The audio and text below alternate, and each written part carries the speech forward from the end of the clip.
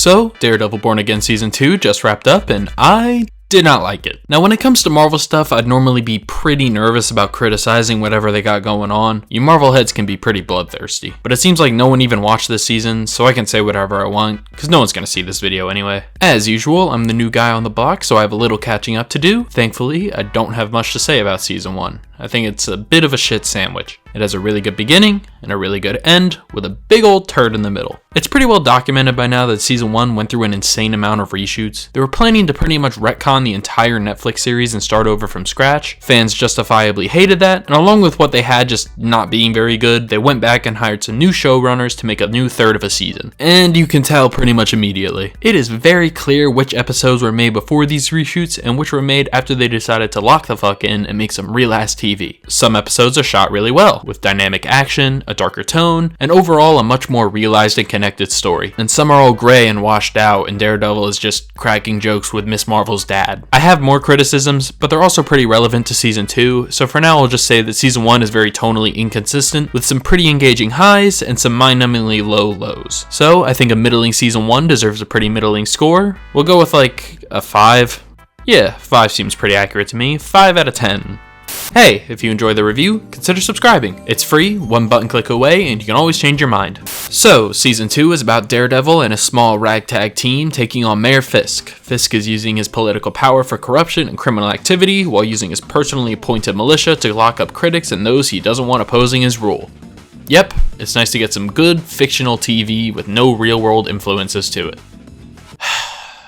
Now, I think the base plotline here is pretty good. When the show is focused on Matt and his story, it's pretty interesting. His relationship with Bullseye this season is pretty great. It's a real enemy of my enemy is my friend vibe going on that works really well. Also, Bullseye is like the best character in this entire series. Give this man a spin-off special. The problem with this season is how many other plotlines are just jammed in here. Before the reshoots brought back characters from the original Netflix show, Matt just had a new set of friends that we had never seen before, and thus have zero attachment to his characters. His lawyer friends are some of the most generic and uninteresting characters I've ever seen, and I call them Matt's lawyer friends because I literally forgot their names. Matt's ex Heather is another example of this. She has her own subplot, but I think the writers genuinely forgot about it. She has her moral dilemma teased early on, then the show basically ignores her for a few episodes, and then teases that big shift again, before forgetting about her again. This happens like 4 times this season. Either become evil or not, I don't care. She ends the season the exact same way she started it, and I'm just not sure what the point is. They seem to be teasing something coming in Season 3, but it sure isn't helping this season, that's for sure. Hell, even Kingpin kinda sucks this season. He has this random ass boxing fight in the middle of the season to, I guess, prove how Giga Chad he is.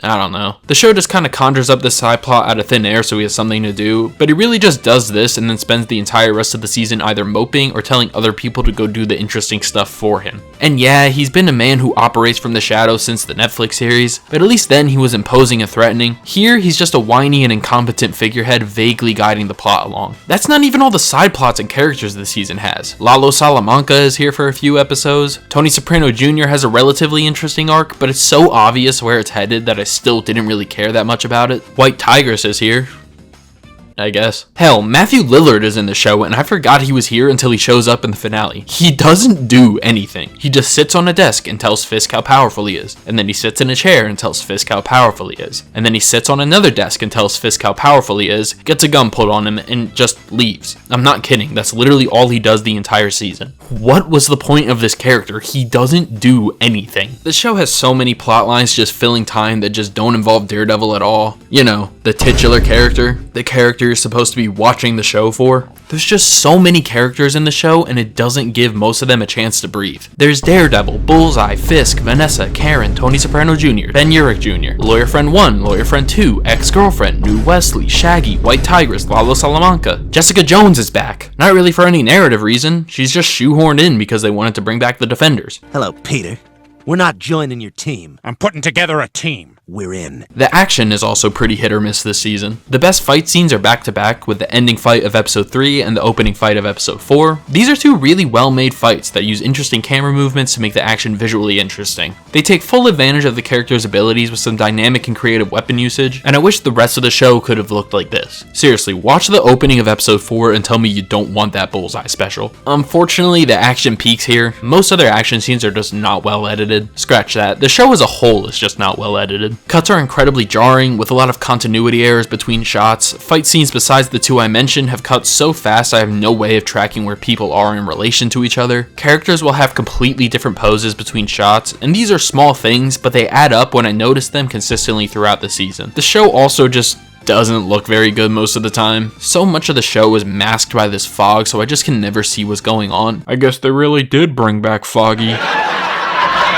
They have an episode in the middle with scenes set in the past, and they're shot like the old Netflix shows, with color grading and shot composition meant to mimic the old Netflix style, and it legitimately looks better than the actual show. Also, look at Charlie Cox's wig. This is hilarious. This is awful. The show is carried pretty hard by its last 2 episodes. A big part of why I love the original show is its usage of the court. Matt being a lawyer is just as important to his character as being Daredevil, and this reboot has really underutilized the lawyer part of his character. Granted, he spends most of the season in hiding, so I can't hold it too much against it, but it's still one of my personal grievances because the last 2 episodes where Matt is finally able to unleash his lawyer side are some of the best episodes of this entire show. The way things come together in the main narrative works pretty well and sets up a solid foundation for season 3. Unfortunately, that comes at the cost of a lot of this season's side content basically just not getting a conclusion. Season 2 is a pretty slow burn overall. I think it gradually gets better as it goes, but it doesn't really find its footing until the season is basically over. So many plot lines, so many characters are just not interesting or tackled in a way that feels satisfying. The core of the show, namely Matt, Bullseye, Karen, and Fisk, are solid, but so much of the show is built around elements that just do not interest me. Maybe you like this stuff. Maybe you like Matt's new lawyer friends whose names I still don't remember, but I don't.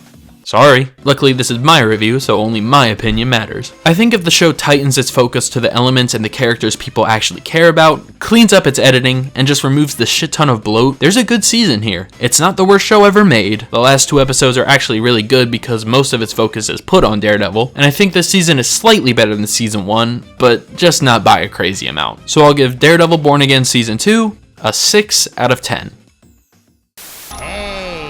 Boss wants me to launch a missile at a heavily populated city, I do it.